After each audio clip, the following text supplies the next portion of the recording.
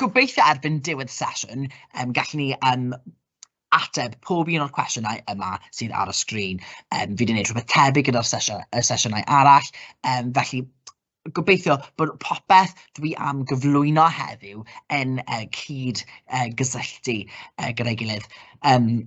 Falle mae rhai o'n nhw yn bennaf yn edrych ar yr ecosystemau, a rhai yn edrych yn fwy at yr ochr sialensau amgylcheddol.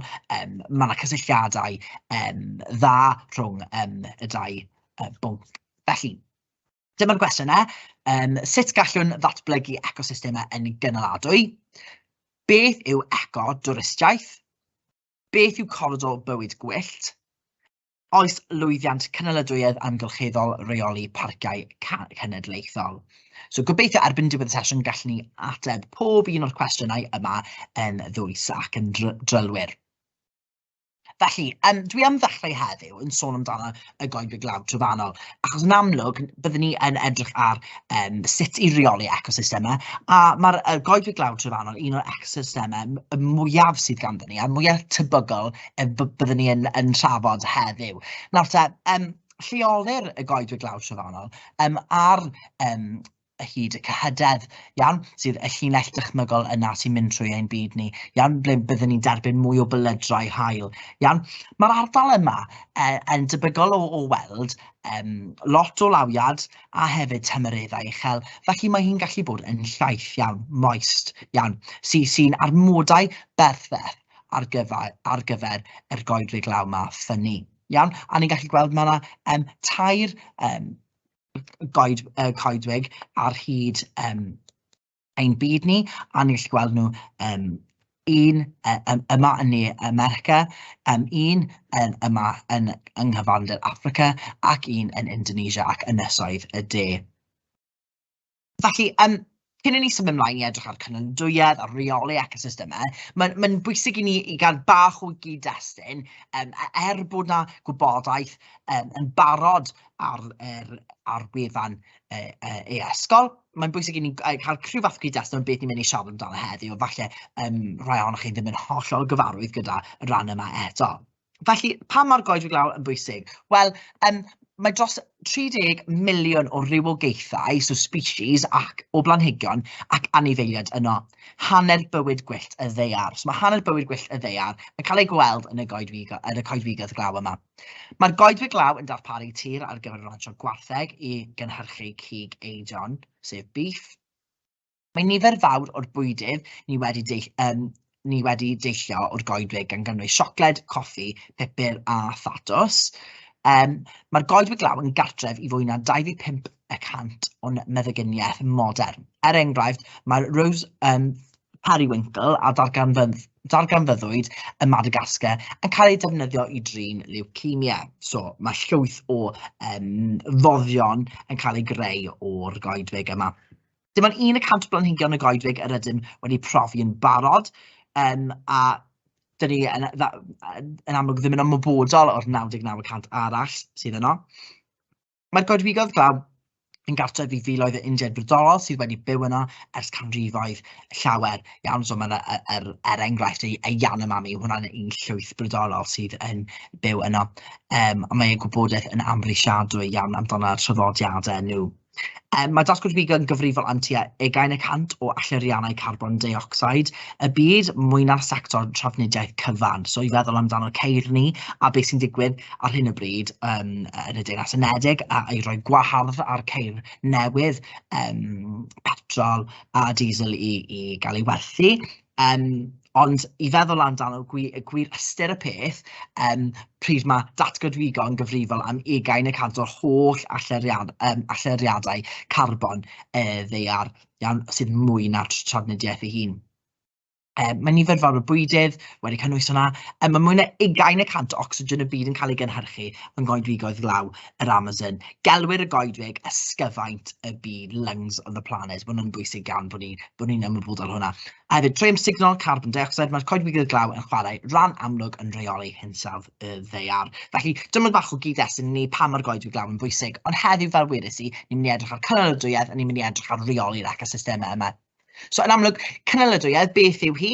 Mae byw yn y goedwig law yn gynaladwy yn golygu datblygu'r ecosystem mewn modd ddim yn peryglu'r amgylchedd, ond hefyd yn diogelu bywyd a ffordd o fyw y bobl leol, ac ar yr un pryd cynhyrchu arian a chyfoeth i'r bobl a'r economi. Iawn? So, cael cydbwysedd yma yw cynaladwyedd, ond hefyd cynaladwyedd yw rhywbeth sydd ble mae rhywbeth yn gallu cael ei cadw am genedlaethau. Iawn, ac yn y cyd-destun yma, y goedwig glaw yw cael y cydbwysydd yma. So, dim yn dinistrio ar amgylchedd yn naturiol sydd yno a diogelu'r pobl a'r bwyd sy'n cael ei greu a ceisio hybu yn economaidd hefyd. Felly, beth yw'r effaith defnyddio'r ecosystem yn anghynaliadwy? Felly, ni'n gwybod beth yw cynaladwyedd a beth yw defnyddio'r ecosystem a'r goedwig glaw yn gynaladwy, ni'n gwybod beth ydy hwnna, a ni'n gwybod hefyd pa mor goedwig glaw yn bwysig a beth sy'n digwydd i'r goedwig glaw. Felly, ar y raddfa leol, nawr yn bwysig bod ni'n ystyried hyn, yn wedi gyda'n cwestiynau 6 ac 8 marc. Pa fath o raddfa yw hwn yn cael effaith arno? Yw yn raddfa leol? Yw yn raddfa byd eang? Yw yn raddfa ranbarthol? Yw yn raddfa yr wlad? Gallwn ni hefyd sôn amdano tymhorau. Yw yn tymor byr, tymor canolig, tymor hir? Iawn? Felly, canlyniad ar bobl o'r anghynaladwyedd yma, lleol, mae'n darparu swyddi, ond rhain yn dymor byr yn unig, er enghraifft logio. So mae'n logio i'r broses pryd mae pobl yn defnyddio yr goedwig ar gyfer pren. Yn tymor hir, bydd yr ecosystemau yn cael eu cholli a bydd dim cyfleoedd gwaith yn lleol. Brodorol yn lleol, so pobl, y llwythau brodorol yma, yn colli eu cynefin. Yn fyd eang, defnydd o'r ecosystem anghynaladwy yma yw mae'n dinistrio meddyginiaeth prin sy'n cyfrannu yn bellach at newid hinsawdd, a carbon dioxide o 80% o carbon dioxide y ddaear yn dod o losgi coed. So mae hwnna'n cael effaith yn byd eang yn amlwg, at effaith tywydd eithafol ni'n yn amlwg yn gweld yma yn y Deyrnas Unedig, er enghraifft. Sychderau byddwn ni'n gweld yn ardaloedd trofannol o bosib, a hefyd llifogydd byddwn ni'n gweld. O ran canlyniadau ar yr amgylchedd, hwnna yw canlyniadau ar bobl. Ar y raddfa lleol, byddwn ni'n gweld dinistrio'r ecosystem a gadael y pridd gwael ar ôl, heb y coed does dim atal y glaw rhag trwytholchi maetholion, iawn, y nutrients o'r pridd. Dinistrio cnefin anifeiliaid, fel y jaguar enghraifft, iawn, a mae'n difeitha yr bioamrywiaeth yr ardal, iawn, biodiversity, so faint o anifeiliaid neu faint o blanhigion neu unrhyw bywyd gwyllt sydd yn byw yn ardal neu organebau byw. Mae'n dinistrio, so yn fyd eang wedyn, mae'n dinistrio yr ysgyfaint y blaned, ni'n gwybod hyn, mae'n cynhyrchu 20% o ocsigen ni sy'n caniatáu ein bywyd ni. Mae'n gweithygu'r effaith sy'n gwydyr, bydd hinsawdd cynhesach yn effeithio ar ecosystemau ar dros y byd, er enghraifft cefn foroedd. Dinistrio nifer o rywogaethau prin am byth, iawn, so bod nhw'n yn diflaniedig, iawn, so hynny yw bod nhw'n extinct, bod ni ddim yn gweld nhw dim mwy. Okay? So hwnna yw defnydd yn anghynaladwy, iawn? Cwestiwn o bosib gall dod lan. Disgrifiwch sut mae'r ffotograff yn dangos effeithiau negyddol datgydwigo. Mae hwnna wedi cael ei cymryd o'r hen fanyleb, ond o bosib gall cwestiwn tebyg dod lan eto. Dwi wedi cynnwys yr atebion yn fan hyn, ond yn amlwg dim ond y Saesneg maen ar gael. Ond o bosib, mae Cybac yn hoffi defnyddio, defnyddiwch tystiolaeth o'r ffotograff neu defnyddiwch tystiolaeth o'r ffigwr i ddangos rhywbeth. Okay? A mae'n rhaid i chi defnyddio sgiliau a dau chi, sef eich sgiliau dadansoddi, ond hefyd y sgiliau chi o awgrymu rhywbeth. Beth yw'r problemau gan edrych ar y llun. Felly, be maen nhw wedi gweud yn fan hyn bod y pridd yn wag, iawn, bod ardaloedd enfawr o goed wedi cael eu clirio, iawn, ni'n gweld peiriannau yn amlwg, fan hyn, mwd yn cael ei arddangos, iawn, y pridd wedi cael ei erydu, Mae'r hewlydd wel, wedi cael ei difeitha. A wedyn mae angen i chi yn fan hyn, achos yn amlwg 3 marc yw e, so ni'n sôn am pethau negyddol, fel ni wedi awgrymu fan hyn, mae hwn yn gallu arwain at llai o gynefin, iawn, habitat, bod mwy o rydiad o'r pridd sydd ddim yn caniatáu, yn amlwg, mynd i arwain mwy o lif trostir o bosib, iawn, a hefyd sôn am y maetholion a'r cylch maetholion yma. Oce te, cwestiwn arall sy'n debyg, a croeso chi wneud hwn adre os hoffech chi. Eto cwestiwn tebyg, astudiwch y ffotograff isod sy'n dangos ardal sydd wedi cael ei mwyn gloddio. Okay? Y reswm eto pan mae pobl yn datgwylwigo. Mae'n coedwig glaw drofannol. A nodwch y ffotograff i ddangos sut mae pobl yn gallu cael effaith negyddol ar yr ymgylchedd. Tebyg iawn i'r cwestiwn arall. So hoffech chi wneud hwnna adre, cewch amdani. Mae'n debyg iawn i'r cwestiwn arall. A chi'n defnyddio'ch sgiliau chi i ddadansoddi a gweld beth yn union, a nodi beth yn union chi'n gweld. Oce te, nawr, byddwn ni nawr yn symud ymlaen i edrych ar rheolaeth gynaladwy o goedwig law trofannol. A ni nawr yn symud mwy lawr yr ochr.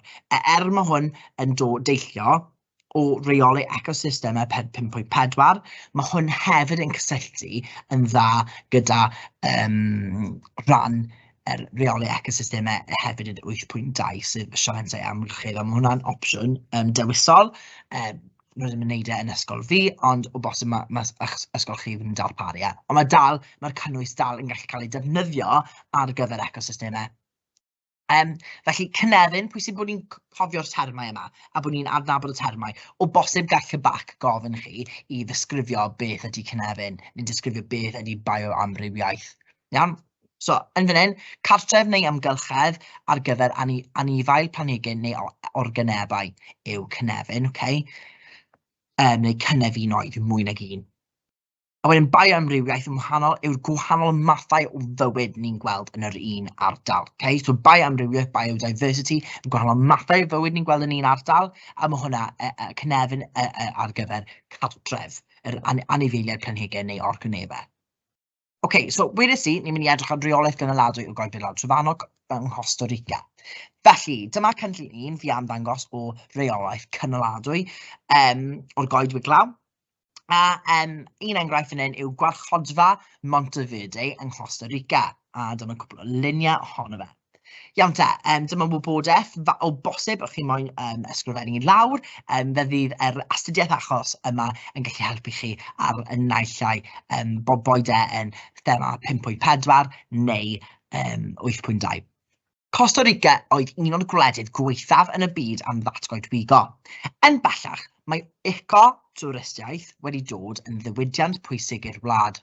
Yn 2000, enillodd Costa Rica 1.25 biliwn trwy ecotwristiaeth. Un ffordd o denu twristiaeth a gofalu am y goedwig law sydd wedi ei ddefnyddio yma yw y canopy walkway, fel ni'n gallu gweld yn y llun yma. Ac adeiladwyd ar draws darn o dir breifat. Mae twristiaid yn dalu $45 US i ddringo'r bont sydd yn mynd â nhw trwy'r ganopy'r goedwig. Nawr te, ni'n adolygu nawr rhan o'r ecosystemau, bod ni angen cofio i'r ganopy yw'r rhan ucha y goedwig, iawn. Mae hyn yn galluogi anifeiliaid a phlanhigion y goedwig yn eu cynefinoedd heb darfu. Iawn, so yn amlwg, os maen nhw'n haen o lwyni, sydd yn haen gwaelodol y goedwig law, hwnna falle mynd i tarfu yr anifeiliaid, yr cynefin, yr planhigion a'r anifeiliaid. Ond os maen nhw yn cerdded yn amlwg yn dringo'r bont yma, yn fan hyn, trwy'r ganopy, mae hwnna'n mynd i alluogi iddyn nhw i leihau yr tarfu yma. Iawn, a hwnna yw enw gwarchodfa Monteverde. Yn ystod y blynyddoedd diwethaf, mae Costa Rica hefyd wedi ffurfio 20 parc cenedlaethol ac 8 gwarchodfa biolegol. Rhoddir cyfle i dwristiaeth i farchogaeth ceffylau trwy'r goedwig, cerdded y mynyddoedd ac astudio a gwylio adar, ond mae rheolaeth llym iawn ar datblygu o fewn yr ardaloedd yma. Iawn. Felly, mae lan I chi fan hyn I bwyso ymestyn y manteision ac anfanteision o'r prosiect fel hyn o eco-twristiaeth a reoli ecosystemau yn gynaladwy. Iawn, yn fan hyn, ni'n gallu gweld mae yna manteision, sef y ffaith bod e ddim yn tarfu ar y cynefinoedd, iawn, a bod nhw wedi sefydlu 20 parc cenedlaethol ar gwarchodfeydd biolegol yma, ond mae'n dal yn rhoi cyfle I farchogaeth ceffylau trwy'r goedwig a cerdded trwy'r mynyddoedd, a o bosib mae hwn yn mynd yn erbyn falle beth yn union maen nhw yn ceisio wneud. So lan I chi bwys y mesur os mae hwn yn gynaladwy neu beidio. Nawr, mae'n hollol wahanol yn Costa Rica. Maen nhw hefyd yn defnyddio cylchfawdd buffer. Nawr, mae hwn yn gair allweddol chi angen cofio. Nawr, mae'n anodd I warchod coedwigoedd glaw trofannol rhag difrod. Ni'n gwybod hwn fel ffaith, iawn. Ni'n gwybod hwn os ni'n gallu newyddion amdano beth sy'n digwydd yn enghraifft, hyd yn oed ymrysil, iawn. Mae'n anodd iddyn nhw gwybod pwy yn union sydd wedi torri lawr pa goed, achos yn amlwg mae'r goedwig yn enfawr. Fel fi wedi dweud fan hyn, mae llawer o'r goedwigoedd yn fawr ac yn anghysbell. Eto, gael allweddol chi angen cofio, a mae hwn yn cysylltu gyda llwyth o unedau y cwrs TGAU. Anghysbell yw remote, okay? So yn bell iawn I ffwrdd o bopeth arall. Mae modd ennill bywoliaeth I rai sy'n dlawd iawn trwy ddefnyddio'r goedwig, ond mae cylchfawdd buffer yn datblygu'r goedwig yn modd cynaladwy, sy'n ystyried anghenion pobl leol a diogeli'r amgylchedd. Okay? Y bwriad o'r cylchfawdd buffer yn fan hyn yw creu ardal ganolog cadwraeth. Okay? So bod rhyw ardal yn yr coedwigo glaw yma yn cael ei reoli yn dda, cadwraeth iawn, a bod pobl yn cadw a chynnal yr ardal. Okay, bach mwy o wybodaeth I chi amdano fe, a wi wedi cynnwys map o ble mae'r cylchfawdd buffer yma yng nghanol y goedwig glaw yng Costa Rica, sef ucheldiroedd Talamanca. Rheolaeth Talamanca yn ardal fynyddig Costa Rica a Panama. Heb lawer o ddyfeitha, gwarchod fel safle traftadaeth, iawn, heritage site y byd. Amrywiaeth o blanhigion ac adar yn yr anbarth, a mae glawiad y mynyddoedd yn llifo i'r afonydd ac yn cyflenwi dŵr ffres I iseldi'r Costa Rica. Mae'r cylchfa buffer yma wedi sefydlu, ond mae'n rhai anfanteision yn fe hefyd. Mae'r tir y gylchfa wedi glirio I wneud lle ar gyfer tyddynod, planhigfeydd, banana a thir ranch o gwartheg, a ni'n gwybod hyn oherwydd effeithio nes I gweud I chi I ddechrau amdano beth pa mae'r goedwig yn bwysig a beth mae pobl yn wneud gyda'r goedwig. Afonydd yn cludo gwaddod i'r môr sy'n effeithio ar riffau coral, a mae cynlluniau ar gweill I adeiladu ar gaeau pwer trydan a dŵr. Felly, mae'n lan I chi I feddwl os mae'r cylchfawdd buffer yma wir yn llwyddiannus neu beidio. Cynllun arall o reoli ecosystem yw coridor bywyd gwyllt. Nawr te, mae hwn yn un mwyaf adnabyddus y byd ac gwelir y cynllun yma wedi cael ei sefydlu o Senegal yn nghyfandir Affrica, yr holl ffordd draw I ochr dwyreiniol yn y wlad Djibouti. Nawr te, cynllun yma yw menter o wledydd gwahanol, fel ni'n gallu gweld, sydd wedi cael ei lledaenu dros gyfandir Affrica, I weithio gyda'i gilydd I dod i'r afel y broblem amgylcheddol yma. Y broblem amgylcheddol yma yw sychder yn yr achos yma, so yn hollol wahanol i'r problemau maen nhw'n gweld yn y goedwig glaw.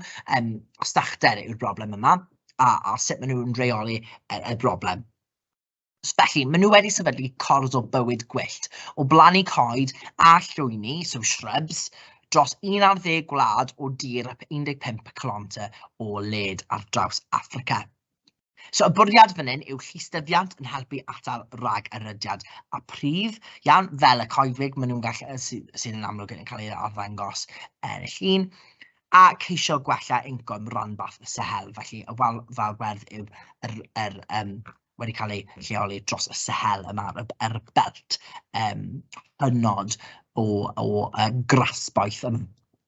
Beth ni'n galw hyn yw amaeth goedwigaeth, iawn. So coedwigaeth yw yr plannu o coed, yn wahanol I datgydwigo. A amaeth goedwigaeth yw hyn, achos yn amlwg y bwriad yw fan hyn yw bod nhw'n gallu gwella incwm hefyd rhanbarth trwy hefyd gwella y sefyllfa yn amgylcheddol. Nawr te, ydy'r cynllun yma wir yn llwyddiannus? Nawr, lan i chi benderfynu, ond dyma ffeithiau amdano y wal fawr werth. So mae Niger wedi gweld cynnydd enfawr, so un wlad yn Africa sydd wedi gweld cynnydd enfawr. Mae Niger gyda mantais gyda chynllun plannu coed 25 mlynedd cyn. Felly, oedd rhyw fath o cynllun gyda nhw cyn ni am blannu coed. Felly, yn amlwg, maen nhw wedi gweld y cynnydd falle mwyaf mas o'r 11 wlad yna, achos oedd dan nhw cynllun oedd yn bodoli yn barod. Mae Senegal wedi ei wneud yn dda hefyd. Mae 11 miliwn o goed wedi plannu ar 27,000 hectar o dir. Mae mwy o rywogaethau adar yn byw yn y coedwigoedd newydd sydd wedi cael ei gynhyrchu. Mae Llywodraeth Senegal yn awyddus i cymunedau lleol datblygu eco-daearyddiaeth. Iawn, so bod pobl yn gallu dod i ymweld â'r ardal, a mae hwnna'n rhywbeth falle sydd ar y gweill o ran cynlluniau nhw trwy'r Llywodraeth.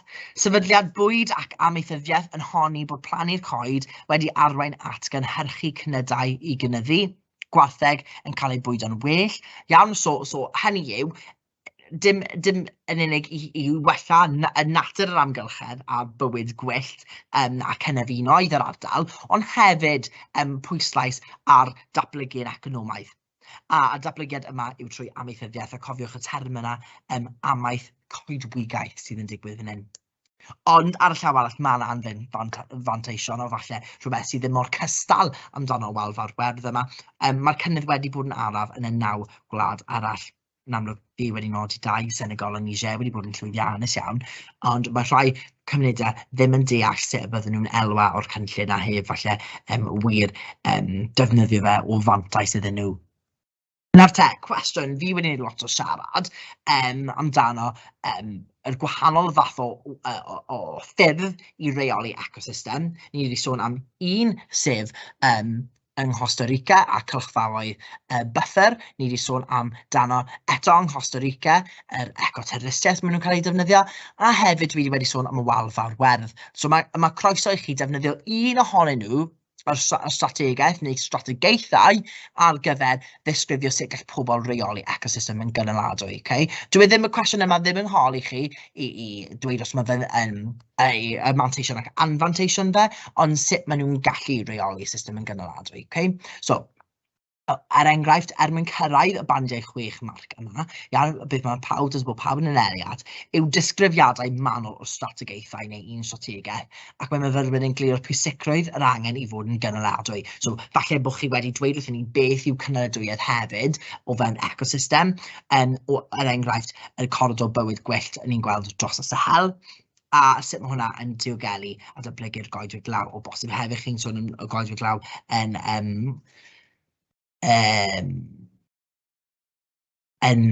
Costa Rica, neu hyd yn oed bod chi'n sôn amdano y sychder a difeithdir sydd yn y wal fawr werth, iawn? A chi wedi defnyddio astudiaethau achos yn gywir, iawn? A bod chi wedi cyfathrebu hwnna'n gywir hefyd, iawn?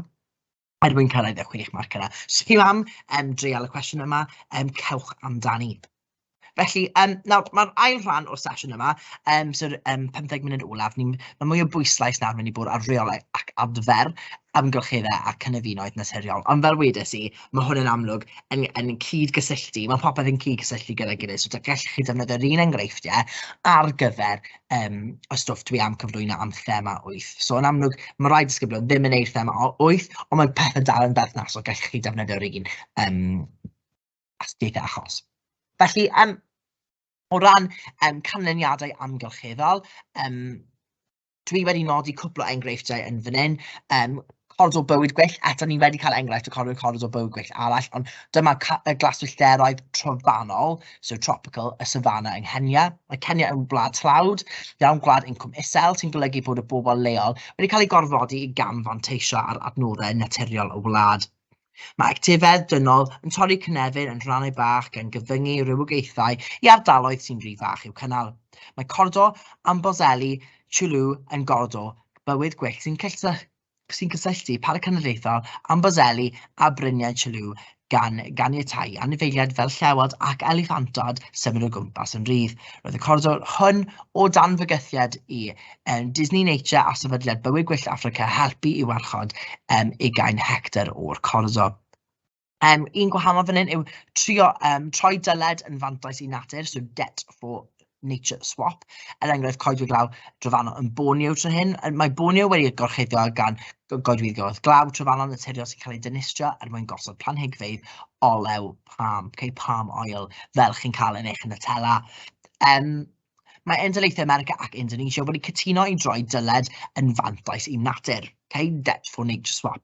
Bydd hyn yn allgyfeirio $28.5 miliwn o doleri a oedd wedi clusnodi i dalu dyledion Indonesia i'r Uned America i greu strategaeth amgylcheddol er mwyn gwella technegau defnyddio tir yn ardal o Borneo sy'n perthyn i Indonesia. So hynny yw, maen nhw'n mynd i defnyddio'r ardal i ddysgu'r cymunedau i sut i ddefnyddio y tir yn well ac yn fwy effeithiol i reoli ac i ofalu amdano'r amgylchedd yna.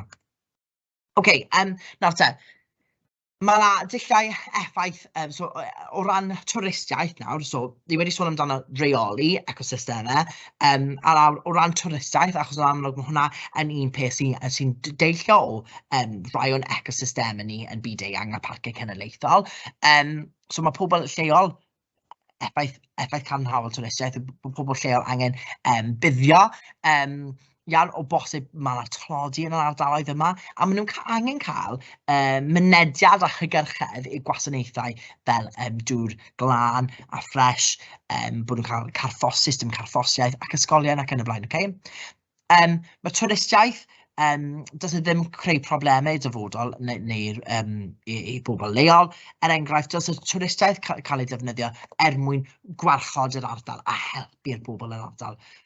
Ond, mae yna effeithiau negyddol yn amlwg, ni angen edrych ar ddwy ochr bob tro fel daearyddwyr da. Mae'r amgylchedd, yr ecosystemau, does nhw ddim cael ei difrodi, ond ni'n gwybod achos twf yn hwristiaeth, weithiau mae'n digwydd. Eto, sôn amdano twf, y twristiaeth yn gallu creu problemau, a wedyn mae'n galluogi falle bod yr ymgylchedd wedi cael ei sbwylio neu difrodi dros amser. Astudiaeth achos arall, mae llwyth o astudiaethau achos fi wedi nodi heddiw, ond dyma rhai syniadau i chi, mae croeso chi ddefnyddio rhai eich hun, ond gobeithio bod rhain wedi rhoi syniadau i chi a bod fi wedi ceisio dweud wrth chi sut chi'n gallu defnyddio nhw yn cwestiynau arholiad.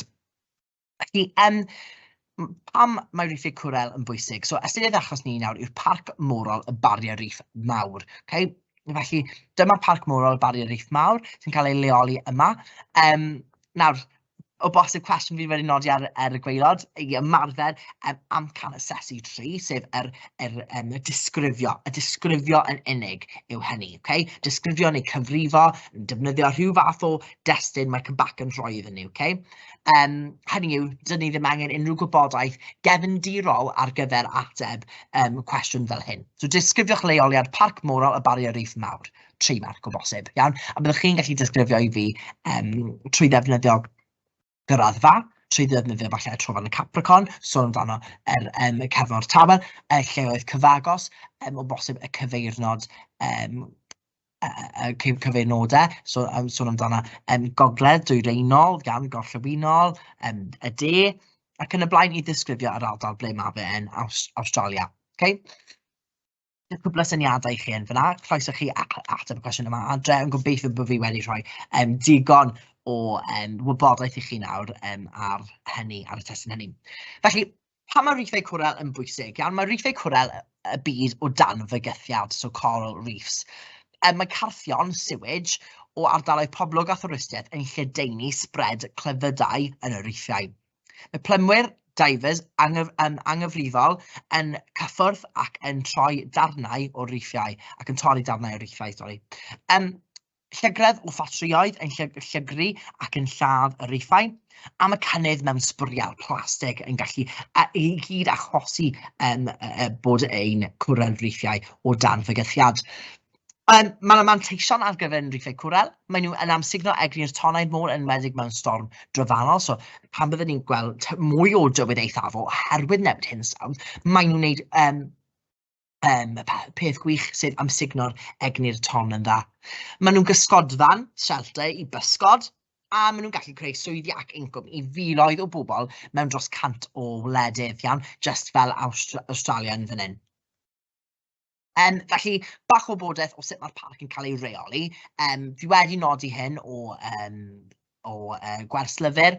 Felly, mae'n cael ei rannu y parc morol yn gylchfaoedd reoli. Tebyg iawn i cylchfaoedd buffer, ond cylchfaoedd reoli yw pobl yn gwarchod yr ardal. Mae cynllun cylchfaoedd yn nodi pa weithgareddau sydd yn caniatáu mhob ardal. Y nod yw gwahanu gwahanol ffyrdd mae'r ecosystem yn defnyddio a allai wrthdaro ei gilydd. Mae lefel y diogelwch yn cynyddu o gylchfa defnydd cyffredinol i gylchfa cadwraeth. Cadwraeth so gwarchod edrych ar ôl, sydd ar cyfyngiadau mwyaf. Mae cynlluniadau reoli arbennig ar waith mewn safleoedd pot mil fel Cairns ac ynysoedd y Whitsundays. So safleoedd pot mil adolygu stwff o'r tirweddau nodedig, sydd thema 1 o Uned 1, sef ardal boblogaidd denu llwyth o dinistiaid, a mae safleoedd Pwt Men yn amlwg i'w weld yng Nghairns yng Ngogledd Dwyrain Awstralia. Mae cyfyngiadau ynghylch hyd cychod a maint grwpiau ymwelwyr i sicrhau nad oes gormod o bobl yn mynd i'r lleoliadau sy'n agored i niwed vulnerable. Mae raglen addysg a gorfodaeth ar waith hefyd ar y cyd a gwasanaethau parciau a bywyd gwyllt Queensland.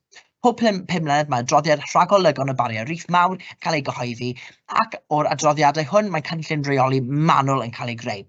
Reef 2050 yw'r enw'r cynllun diweddarol sy'n mynd i'r afael a chynaladwyedd yn y tymor hir. So maen nhw edrych ar y tymor byr a beth maen nhw'n wneud i warchod ac yn y blaen trwy'r cylchfaoedd reoli. Tymor hir, maen nhw'n creu'r adroddiadau yma i wir edrych ar sut gallen nhw gwella ansawdd yr bariau reef mawr rhag ddifrod.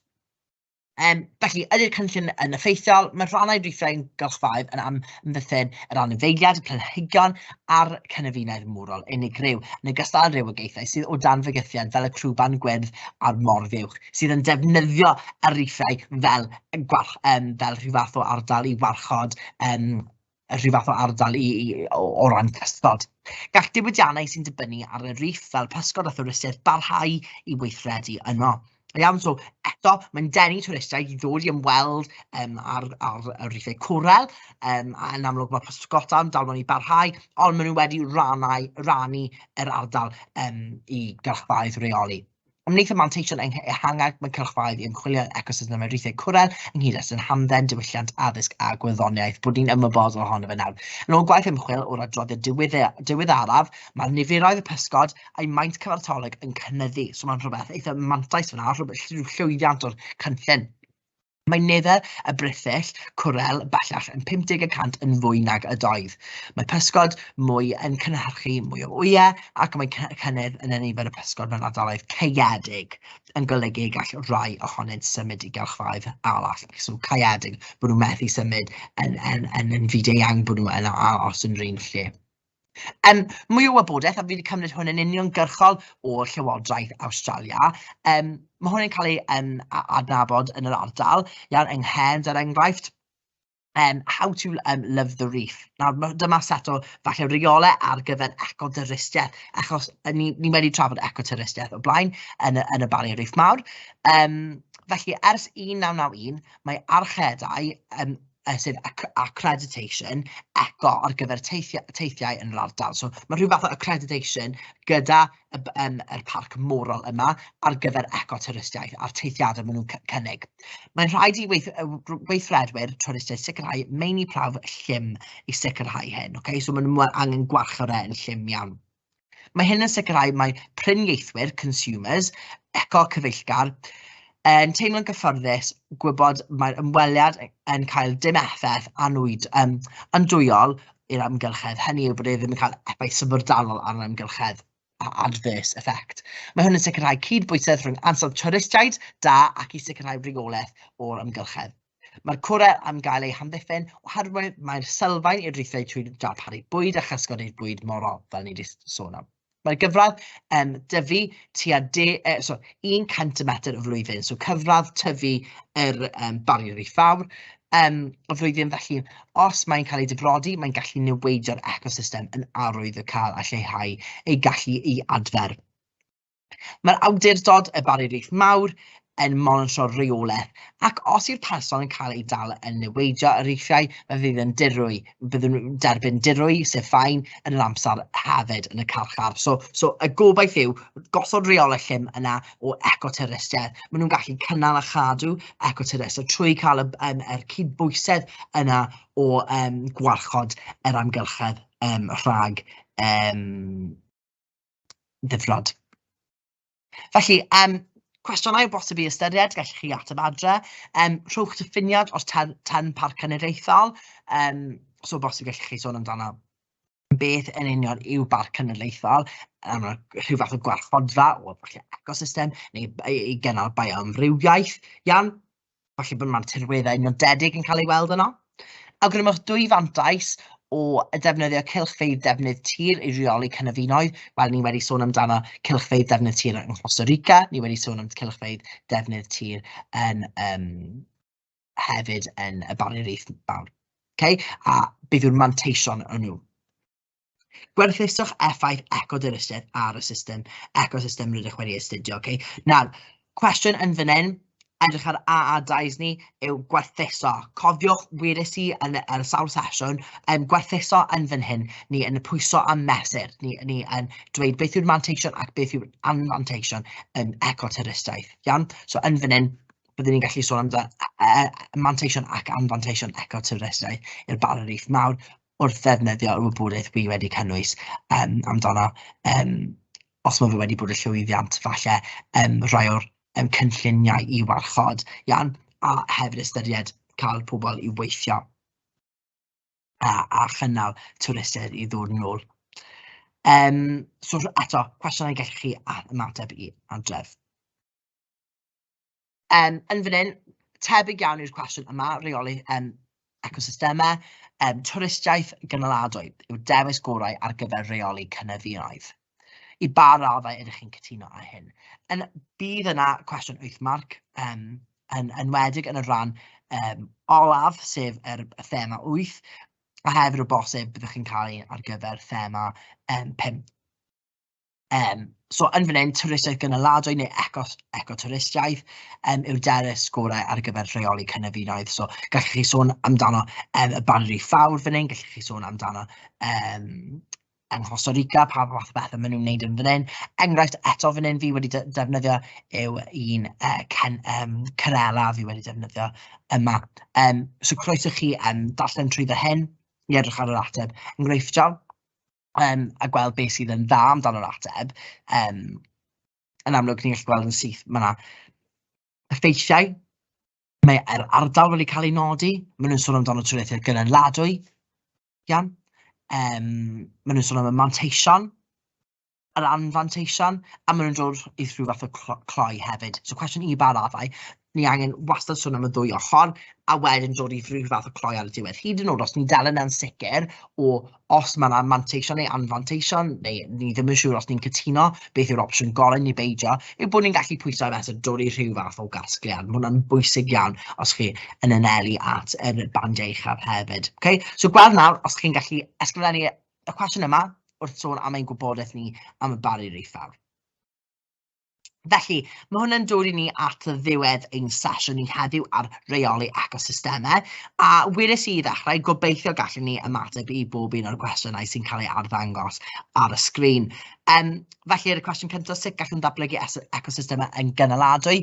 Wel, ni wedi trafod eisoes rhai dulliau i datblygu nhw yn gynaladwy, enghraifft y wal ddafwerth. Mae hwnna'n cynllun yn amlwg sydd wedi cael ei defnyddio i warchod ecosystem, y difeithdir, rhag y ryddiad y pridd, ac hefyd i ystyried cynaladwyedd economaidd a chymdeithasol yr ardal, bod ni'n edrych ar o'r ymgyrchedd, ond hefyd ar llaw arall, bod yn ysgogi twf amaeth coedwigaeth.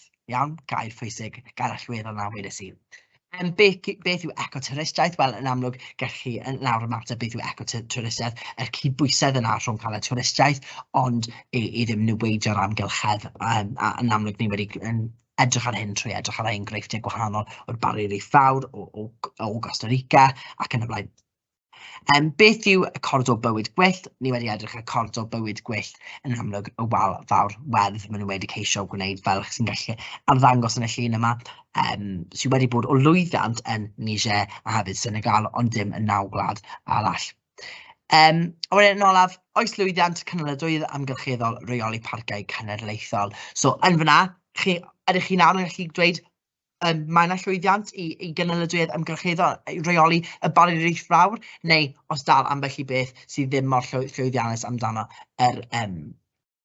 parciau cenedlaethol a reoli a gwarchod ardaloedd. Ydy e dal yn dod â twristau mewn a ydy e wir yn cael ei reoli'n llym oherwydd mae rhai o parciau cenedlaethol yn amlwg ni'n gwybod yn gallu bod yn anghysbell yn remote iawn. So lan i chi bwyso y mesur.